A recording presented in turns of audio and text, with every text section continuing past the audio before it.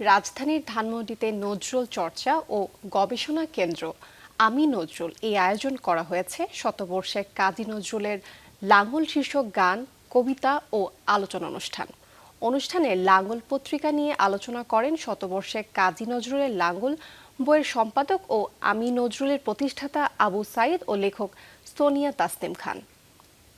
নজরুল যখন মাত্র 25 বছর বয়সী একটা তরুণ ছেলে, নজরুলের সবচেয়ে বড় বিষয়টা ছিল যে মানুষ, এবং মানুষকে তিনি হিন্দু কিংবা মুসলমান বা খ্রিস্টান অনেক জাতিদের ভিতরে যে একটা দাঙ্গা বা ভারতবর্ষে যে তখন হিন্দু মুসলমানদের ভিতরে যে একটা বিরোধ ছিল, সেই জায়গাগুলোকে নজরুল সবসময় বলছিল যে হ্যান্ডশেক করানো হচ্ছে নজরুলের অন্যতম একটা কাজ। তো লাঙল পত্রিকাটা আমরা দেখতে পাই যে নজরুল যখন প্রথম সংখ্যাটা বের হয় সেখানে নজরুলের 12টি কবিতা প্রকাশিত হয়। সেই প্রথম কবিতাটা সাম্যবাদী যে কবিতাটা আমরা গায়ে সাম্যের গান, এই কবিতাটাই ওখানে প্রকাশিত হয়। সেই সঙ্গে নজরুলের ওই একই সঙ্গে নজরুলের সময় যে ঈশ্বর নামে একটা কবিতা সেই সময় প্রকাশিত হয়।